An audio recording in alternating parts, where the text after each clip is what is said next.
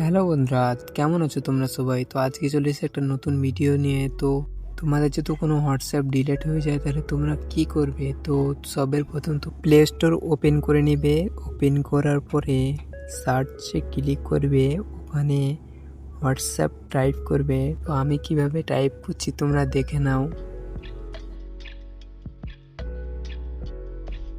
T S এভাবে type করে নেবে, তারপরে চলে আসবে। তো নীল বাটনটা টান করে ইনস্টল করে নেবে। ইনস্টল হয়ে যাওয়ার পরে আগে তোমাদের ইনস্টলটা হোক, তারপর তোমাদেরকে বলছি।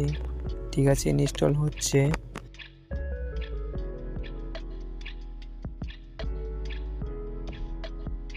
তো ইনস্টল হওয়ার পরে হোয়াটসঅ্যাপটাকে ওপেন করে নেবে। ওপেন করার পরে দেখতে থাকো কন্টিনিউ। তো অন করার পর আগেন অ্যান্ড কন্টিনিউ ক্লিক করে দেবে। তো তারপরে অ্যালাউটাকে টিপে দেবে। অ্যালাউটাকে টিপার পর এখানে মোবাইল নাম্বার চাইবে। মোবাইল নাম্বারটা যেটা দিয়ে তোমার হোয়াটসঅ্যাপ খুলবে সেটা নম্বরটা ডায়াল করবে এখানে।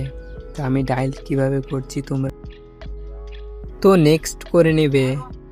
তো নেক্সট করার পর কন্টিনিউ প্রসেসিং হবে। প্রসেসিং হওয়ার পর তো দেখতে পাচ্ছ গাইস, ভেরিফিকেশন সাকসেসফুলি হয়ে গেছে। তো এভাবে করতে পারো তোমরা। তো কন্টিনিউ টিপে দেবে, কন্টিনিউ, তারপরে অ্যালাউটাকে টিপে নেবে। আরেকবার অ্যালাউ টিপে নেবে, অ্যালাউ টিপে নেবে। তারপরে প্রসেসিং হবে। প্রসেসিং হওয়ার পর স্ক্রিপ্টটাকে টিপে দেবে, কারণ এটা কোনো প্রয়োজন নেই। স্ক্রিপ্ট টিপে দেওয়ার পর দেখতে পাচ্ছ গাইস, অ্যাকাউন্ট আবার নতুন করে খুলে গেছে।